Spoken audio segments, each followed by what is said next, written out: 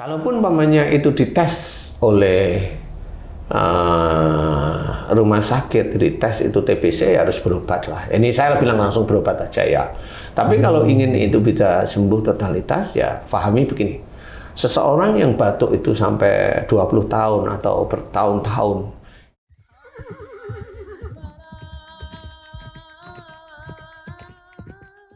Bismillahirrahmanirrahim. Assalamualaikum warahmatullahi wabarakatuh. Waalaikumsalam warahmatullahi wabarakatuh. Para pemirsa dan sahabat beriman dimanapun berada, kita jumpa lagi di Ustadz Danu Official Channel bersama saya Tung dan sahabat saya Bang Jainuddin. Pada kesempatan kali ini kita akan ngaji lagi bersama guru kita semua, Pak Ustadz Danu. Assalamualaikum Pak Ustadz. Waalaikumsalam warahmatullahi wabarakatuh. Amin ya rabbal alamin. Pak Ustadz, saya mau nanya nih Pak Ustadz. Tanya mulu. Diam dulu. Saya ini kan Pak, kayak di sini tuh ada yang ganjel gitu Pak Ustadz. Lama sekali, bertahun-tahun. Nah, kalau ganjel Kaget aku. kurang mantep. Temen saya nih, batuk 20 tahun nggak sembuh-sembuh. Wah, insya-Allah udah ke dokter kemana, tetap aja kumat lagi.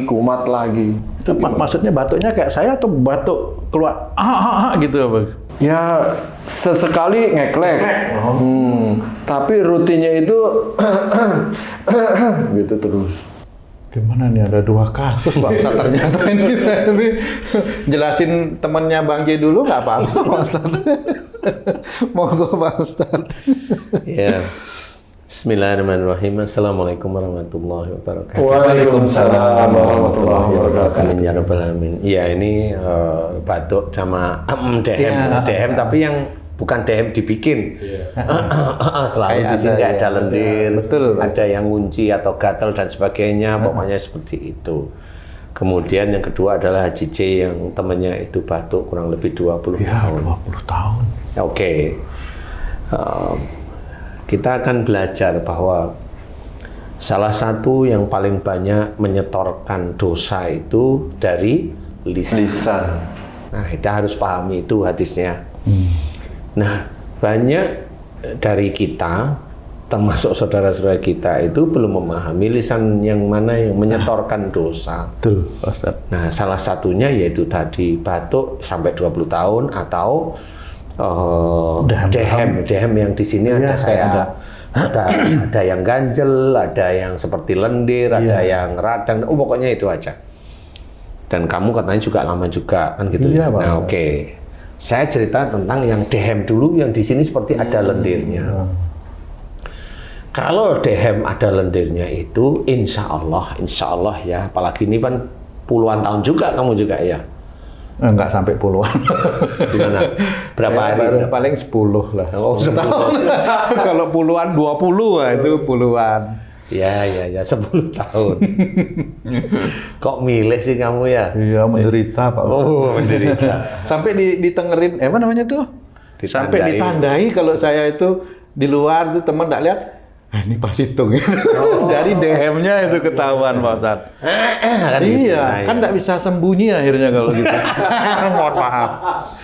Enggak, maksud saya tuh gini. Masa, ini pasti gampang ditebak itu loh, gimana namanya tuh. Malu juga. Nanti kalau pas lagi ngumpan dan cari, Pak Tung, ada suamimu. Malah dehem terus ya. Wah, nggak bisa sembunyi itu jadinya ya. Di kamar ya ketahuan. Oh, tetap ketahuan itu. Kan biasanya kan sunyi itu. Iya. Iya. Jadi kalau yang di sini berlendir dan itu belasan tahun lah asalnya ya. Itu kamu atau siapapun teman-teman yang punya dasar seperti itu. Ini punya dasar satu, insya Allah kalau bicara itu ada penekanan, ada kekakuan, ada pemaksaan, ada ego, ada merasa benar. 5 macam nih. Ya, jadi kalau itu kan ada orang cara ngomong itu kan begitu. Iya. Ada tetepan, mau siapapun bisa. Mau dia pejabat kek atau dia orang biasa kek sama. Kalau dia itu cara ngomongnya ada penekanan, Penekanan gimana? Orang itu sepertinya harus mendengarkan omongan dia. Nah, itu kan penekanan. Kemudian ego, penekanan dan ego itu mirip. Ego itu apa? Dia ngomong itu karena egonya dia sendiri. Kemudian ada emosi atau ada marah di titik itu. Ya memang dia ngomong itu selalu ada emosi. Jadi kayak umpamanya kamu atau siapapun teman-teman yang lain. Umpamanya kalau ini benar-benar muhasabah lah kasarnya. Evaluasi ya. Ingat-ingat tuh umpamanya. Benar nggak sih kalau kamu itu kalau ngomong umpamanya pertama sama istri, yang kedua sama anak, yang ketiga sama adik, yang keempat sama teman-teman kerjaan atau di bawahmu khususnya, ya kamu ingat-ingat gini, ada enggak faktor ngomong itu ada pemaksaan jelas, kemudian ada tekanan, jadi orang itu harus mengikuti kamu, kemudian ada ego dan ada amarah, ada merasa yang kamu bicarakan itu benar. Di titik itu. Nah sekarang tanya, karena mumpung ini kan kamu sendiri nih, jadi ada nggak seperti itu? Kalau salah ya nggak apa-apa. Enggak, saya nggak seperti itu Pak Ustadz, mamanya kan nggak apa-apa. Ada Pak Ustadz? Yang seperti mana? Itu semuanya. Semuanya. Jadi ya kalau memang itu ada, insya Allah di teman-teman yang lain ya sifat itu atau perbuatan itu ada. Beginilah cara Allah itu mengingatkan kita sebagai manusia. Kesalahan yang kita lakukan kemudian oleh Allah Ta'ala itu dimunculkan wujudnya itu penyakit, itu agar kita itu faham bahwa wa ma asabakum min musibatin fabima kasabat aydikum. Faham tentang ayat ini. Apa saja musibah yang kau terima disebabkan dari buah tanganmu sendiri, perilaku kita. Makanya kalau orang Islam atau siapapun manusia fahami itu. Ayat ini dari Allah Ta'ala. Ayat ini dari Allah Ta'ala. Jadi fahami bahwa kita sering melakukan kesalahan dan dosa. Karena kenapa? Kalau kita ingin sembuh, kembali ke jalan Allah. Salah satunya adalah taubatan nasuha, mohon ampun kepada Allah Ta'ala. Mohon ampun di mana? Titik-titik itu. Titik kalau bicara begini, itu mohon ampun. Kemudian apalagi? Belajar untuk tidak lagi. Bicara yang santai. Bicara nggak merasa benar. Gimana bicara nggak merasa benar? Ya kalau ada teman lain ngomong ya udah didengerin aja. Jangan kita yang malah menguasai pembicaraan kan seperti itu. Jadi itu juga ada ego dan banyak hal. Nah kalau sudah seperti itu mohon ampun taubat. Nah mudah-mudahan kalau itu bisa istiqomah dilakukan, insya Allah yang itu bisa dicabut oleh Allah Ta'ala. Kan sebenarnya itu aja prosesnya dari mohon ampun. Ya, tidak semerta-merta sakit itu adalah ujian dari Allah. Ya, saya jawab iya. Tapi ujian kan harus diselesaikan. Nggak usah sakit ujian dari Allah Ta'ala. Nggak punya uang itu juga ujian dari Allah Ta'ala. Karena apa?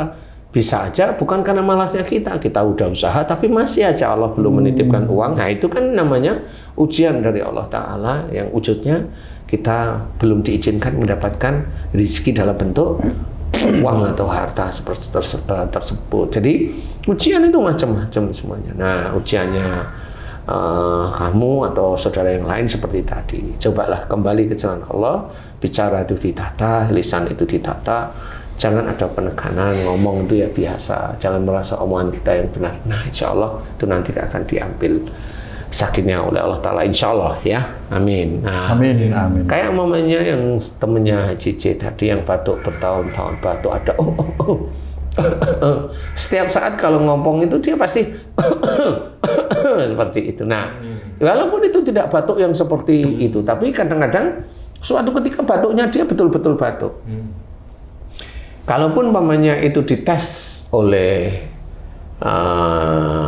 rumah sakit, dites itu TBC ya harus berobat lah. Ini saya bilang langsung berobat aja ya. Tapi kalau ingin itu bisa sembuh totalitas ya pahami begini. Seseorang yang batuk itu sampai 20 tahun atau bertahun-tahun itu insya Allah dia dulu tipikalnya itu diem. Kalau ada masalah kemudian menjadikan dia marah itu diem. Marahnya ditahan. Marahnya itu disimpan aja. Jadi dia marah tapi diem. Seperti itu. Nah, ini kasus-kasus seperti ini banyak karena kalau memang dalam Islam itu tidak boleh marah, tapi kalau diem itu dikira kan nggak marah. Padahal otak sama dadanya itu udah bergemuruh marah itu. Cuma dia masih diem aja. Nah, marah yang seperti itu yang disimpan di dada ini dan tidak pernah dilakukan, insya Allah itu akan menjadikan batuk bagi seseorang. Atau dia marah mau dibicarakan, diomongin tapi nggak pernah bisa. Nah, itu akan menjadikan batuk di sini. Mirip seperti kamu tuh. Tetapi itu bentukannya adalah marah. Jadi marah yang tidak bisa dikeluarkan atau diam. Nah, itu bisa aja nanti TBC atau bisa aja nanti jadi kanker paru dan sebagainya, tergantung marahnya dia kepada siapa. Jadi seperti temannya Haji J tadi, umpamanya kalau memang Haji J paham, kira-kira temannya Haji J itu pendiam apa enggak? Pendiam banget. Nah, kalau pendiam kan jelas bahwa insya Allah dia kalau marah memang kelihatan nggak pernah marah kan gitu ya. Nggak kelihatan marah, tapi dia kelihatan. Kalau dia marah itu di sini mata, muka itu kan tetap kelihatan. Walaupun dia nggak mengeluarkan, tapi lihat ini marah ini teman saya ini. Nah, di titik itulah sebenarnya temannya Haji J tersebut itu mulai diperlihatkan oleh Allah Ta'ala bahwa ada dosa di dalam tubuh yang memang harus dimohonkan ampunan kepada Allah Ta'ala. Nah, nanti kalau Haji J bisa memberikan masukan kepada temannya, coba diarahkan. Kalau temannya itu tiba-tiba ngobrol, kamu kan temennya Ustaz Danu nih, kasih dong saya nasihati dia. Oh, petunjuk itu ya? Petunjuk itu. Boleh itu Pak. Boleh. Nah, itu ya. Haji J itu petunjuk untuk berdakwah. Nasihati dia.